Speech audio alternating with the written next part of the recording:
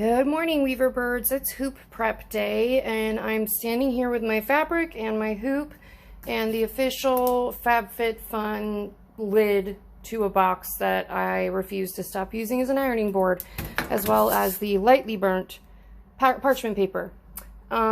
This is going to be our top layer. This is a really fine, I'm going to try and get it to focus on it, a really fine like 400 thread count muslin.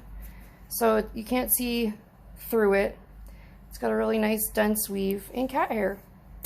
And then under it, I'm using a scrap piece of utility canvas. This is what you would like have a tote bag made out of. It's like nice and thick.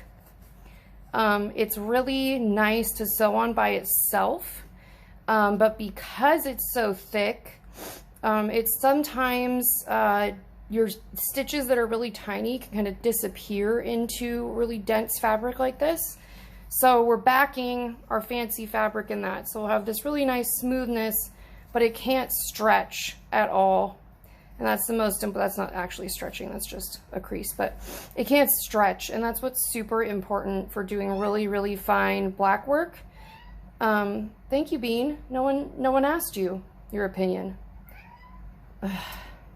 Anyway, so that's what we're doing. I'm gonna iron on my transfer and get it hooped up. This thickness of fabric also really helps with keeping your hoop nice and snug and drum tight.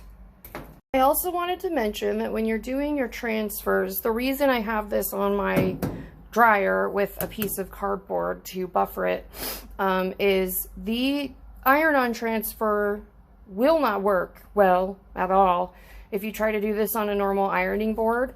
I'm just lucky enough to not want to get out my normal ironing board, so I did it this way from the start. But because you need to push so hard and you want to get like full contact with every single thread with this stuff, definitely do it on a really hard surface. Push way harder than you think you need to. And it should be so hot to the touch that you literally will burn yourself if you like rest your hand on it when you're done ironing.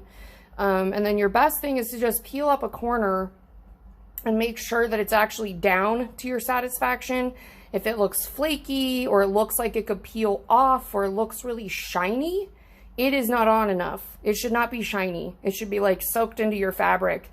And it makes it a lot harder to get off later when you soak it to clean it, but it makes your life a lot easier when you're stitching. So that is my advice if you are using the iron-ons, which is all I use because the sticky solvy freaks me out.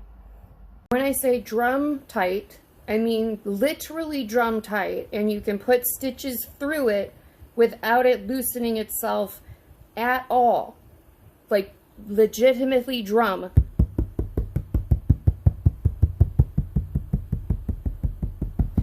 Drum to the embroidery gods, because you need it really tight to do tiny little letters.